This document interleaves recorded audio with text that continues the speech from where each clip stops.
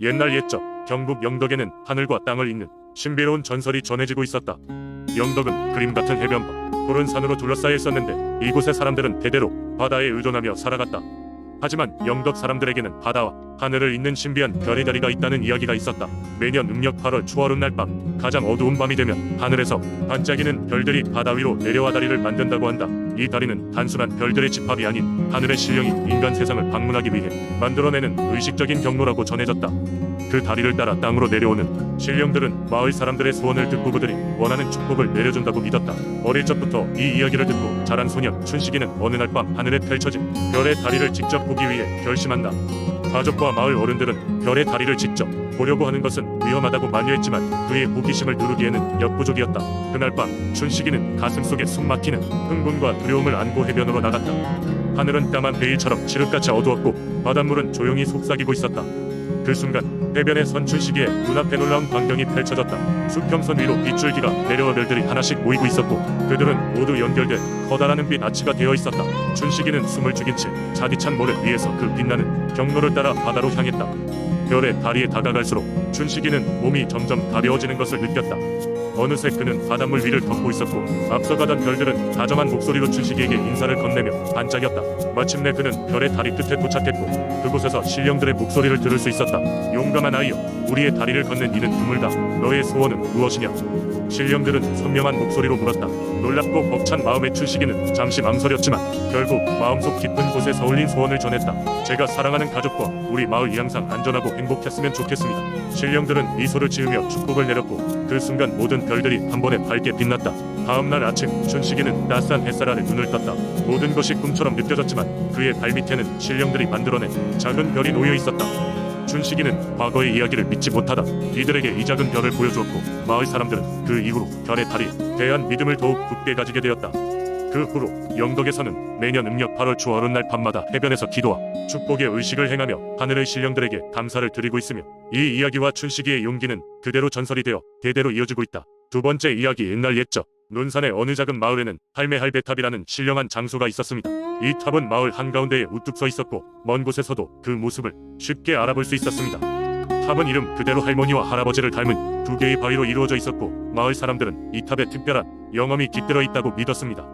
특히 탑은 그들 삶 속에서 빼놓을 수 없는 존재로 자리 잡고 있었습니다. 할매할배탑에 얽힌 전설은 이렇습니다. 오래전 이 마을에는 가난하지만 선량한 노부부가 살고 있었습니다. 그들은 매우 사이가 좋았고 서로를 깊이 사랑했습니다.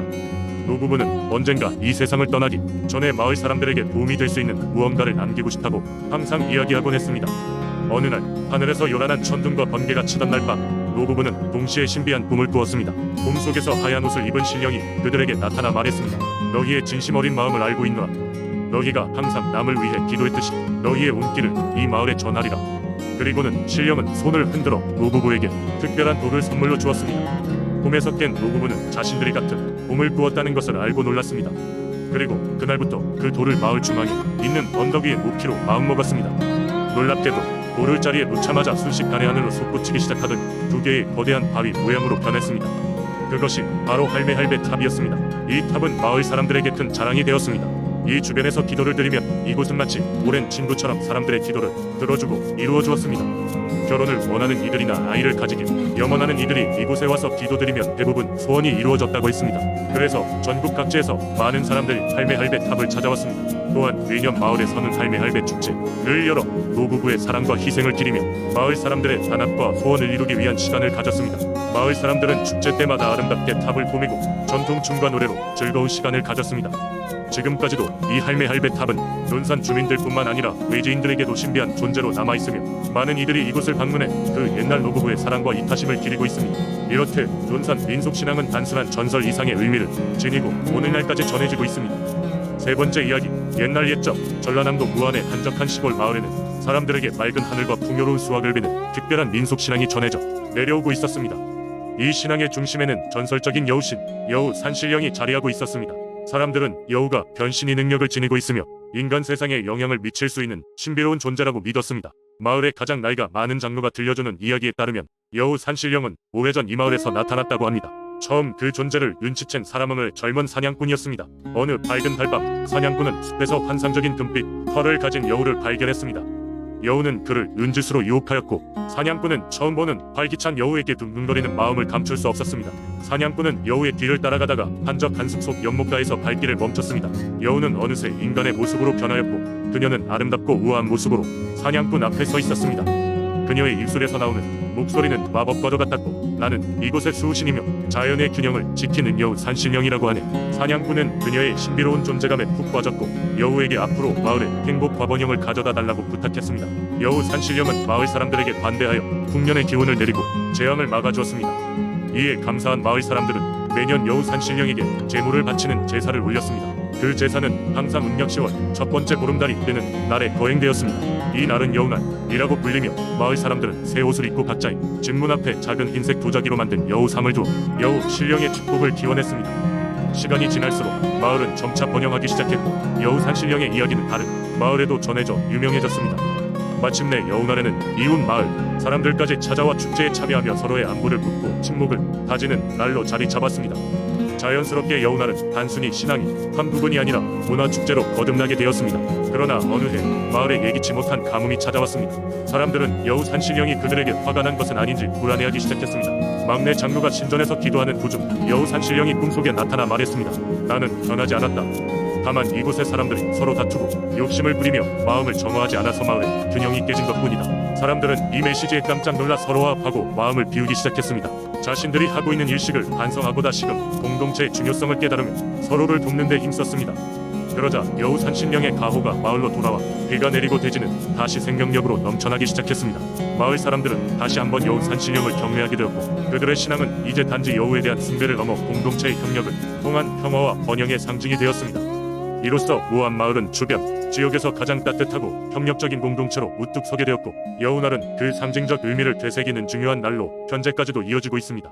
네 번째 이야기 옛날 옛적 거제도는 오랜 세월 동안 고유한 민속신앙과 함께 살아 숨쉬는 섬이었다. 이 섬의 주민들은 바다와 바람을 수호하는 신들을 숭배하며 그 은덕을 기원하곤 했다. 거제도 사람들은 이 신들이 바다에서 일어나는 위험으로부터 그들을 보호하고 풍요로운 수확을 가져다 준다고 믿었다. 그 중에서도 가장 중요한 신은 바로 바람의 수호신이었다. 바람의 수호신은 하늘을 날아다니며 파란 깃털로 이루어진 거대한 날개로 구름을 헤집고 다녔다. 그의 등장과 함께 거제도의 산과 바다는 새로운 연기를 품었다고 한다. 주민들은 매년 이 수호신에게 정성스레 제물을 바치며 고래하는 사계절의 변화를 원활하게 해달라고 기도했다. 수호신의 기쁨을 사기 위해서는 7월의 달빛 아래서 열리는 페스티벌이 중요한 행사였다. 그 해에도 거제도에는 중요한 사건이 같은 시기에 다가와 있었다. 바로 북쪽의 섬들과의 대규모 교역이 예정되어 있는 것이었다. 주민들은 마음을 모아 교역선에 제물을 실어보냈고 북풍이 강해지는 시기가 오기 전 건너편 섬으로 향할 교역선은 무난한 항해를 맞이해야 했다. 마을의 노인은 이 교역에 특별히 바람의 수호신에게 기도를 올리는 것이 좋겠다며 제안했다. 그러나 제물과 기도를 드리는 과정에서 불미스러운 사고가 발생했다. 젊은 청년들이 제물로 쓸 귀한 조개를 채취하는 과정에서 조개의 아름다움에 눈이 먼 나머지 선상에서 제물을 빼돌리기 시작한 것이다. 그들은 미신을 믿지 않았고 이 비밀을 깨닫지 못한 채 재물이 부족한 채로야 바다에 나아가게 되었다. 바람의 수호신은 상심한 마음으로 하늘에서 그 장면을 바라보았다. 재물의 부족은 자신에게 향하는 존경심과 믿음의 결핍이라고 여겼다. 그렇게 불쾌한 마음을 누르지 못한 바람의 수호신은 거제도를 휘몰아치는 바람을 불러일으켰다. 처음엔 미약한 바람이었지만 점차 거센 배울이 바람이 되어갔다. 며칠 후 교역선은 출항했지만 예정되지 않았던 폭풍과 함께 사라져갔다. 무거운 안개와 소용돌이치는 파도로 인해 방향을 잃은 어부들과 상인들은 다시는 거제도로 돌아오지 않았다. 마을 주민들은 길란과 슬픔 속에서 이번 사건이 자신들이 바람의 수호신을 제대로 섬기지 못한 탓이라며 고개를 떨구었다.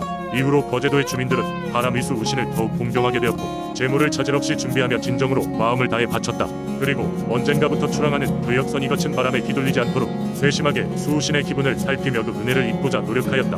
바람의 수호신의 전설은 이렇듯 오늘날까지도 거제도 사람들 사이에서 교훈적인 이야기로 전해 내려오고 있다. 그들은 자연과 함께 사는 삶에서 서로의 관계를 존중하고 소중하게 여기는 법을 배우며 살고 있다.